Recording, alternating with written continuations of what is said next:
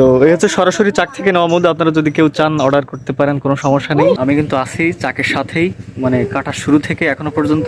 তো এইটা দিয়ে আসলে চাক কাটার প্রাথমিক স্টেপে মানে এইটা কাজে লাগানো হয়। এই একটা চাক এবং পাশাপাশি আর একটা দেখা যাচ্ছে এই, আর সাধারণত এরকম পাশাপাশি দুইটা চাক খুব কম দেখা যায়। ব্যাঙের ডাকটা হয়তো আপনারা শুনতে পাচ্ছেন, যে এই যে মধু সংগ্রহ করার জন্য আমরা কত বাগানের ভেতরে আসি অনেক সময়। এই যে ব্যাঙ দেখা যাচ্ছে। সরাসরি আমরা যখন হচ্ছে চাক থেকে মধু সংগ্রহ করি, এগুলো করার জন্য আসলে আমাদেরকে কত বাগানের ভেতরে আসা লাগে, অনেক কষ্ট করা লাগে। এর পরপরই চাক কাটার দৃশ্যটা আমি আপনাদেরকে দেখাবো।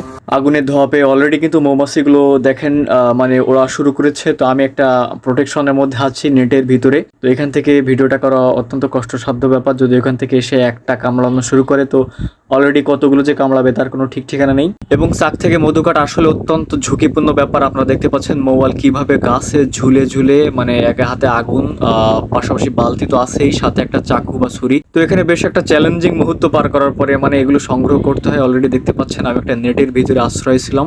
মৌমাছিগুলো আসার চেষ্টা করতেছে, দেখতে পাবেন। আমি প্রোটেকশনের জন্য আসলে একটা চাক সহ মধু সংগ্রহ করার পরেও দেখা যাচ্ছে এখানে অনেকগুলো মৌমাছি আছে এবং ঘুরে ঘুরে বেড়াচ্ছে। তো যাই হোক, তাদের বাসা নেওয়ার ফলে তাদের একটু খারাপ লাগবে, এটা স্বাভাবিক। রানী মাছি আচ্ছা, আপনার এই রানী মাছি কটা থাকে? রানী থাকে, এতে মেলা থাকে। চাক থেকে এখন যে মধুগুলো পাওয়া যাচ্ছে, এটা কুলের ফুলের মধু। মানে কুলের ফুলের ফ্লেভারটা এর মধ্যে বেশি থাকার কারণে এটা কুলের ফুলের মধু। তো এটা স্বাদ মশলা বেশ ভালোই। তো আপনারা যারা সরাসরি চাক সহ অথবা চাকবিহীন লিকুইড মধু নিতে চান, শতভাগ খাঁটি, আপনারা আমার সাথে যোগাযোগ করতে পারেন। ইনশাল্লাহ একেবারেই 100% শতভাগ খাঁটি এবং পিওর মধুটাই আপনারা পেয়ে যাবেন আমার কাছ থেকে। তাই অর্ডার করার জন্য আমাদের হোয়াটসঅ্যাপ বাটনে ক্লিক করে আমাদের সাথে হোয়াটসঅ্যাপে যোগাযোগ করতে পারেন। ধন্যবাদ।